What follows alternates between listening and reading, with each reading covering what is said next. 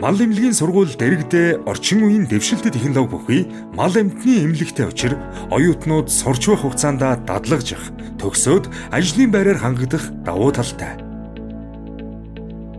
Хамгийн анх бол ер нь малын эмч гэдэг мэрэгжил нэг сумын төвийн бодгон халцарсан цагаан байшин сууж байдаг хүмүүс гэж төсөөлдөг байсан. Малын эмчээр сурсны дараа бол маш олон чиглэлээр ажиллах боломжтой байсан. За эдгээрийн дундаас би өөрөө клиник эмнэлэгт илүү сонирхолтой байдаг учраас би одоо хөдөө аж ахуйн сургуулийн дээр гэдэг малын эмчний эмнэлэгт эмчилгээ хариуцсан эмчээр ажилладаг аа.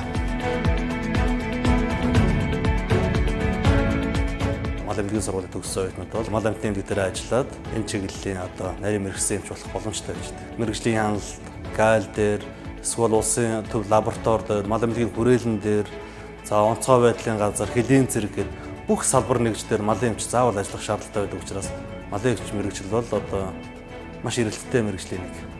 Мал эмнэлгийн сургууль Герман, Япон, Бүгд найрамдах Солонгос улс, Израиль, Канада зэрэг орнуудын их сургууль, коллежүүдтэй хамтран ажилладаг бөгөөд эрдэм шинжилгээний хүрээлэнгүүдэд урт болон богино хугацаанд цалинтай дадлагжих боломжийг олгодог. Хөдөө аж ахуйн их сургуулийн мал эмнэлгийн сургуулийн бакалаврын хөтөлбөрт элсэн суралцахыг урьж байна.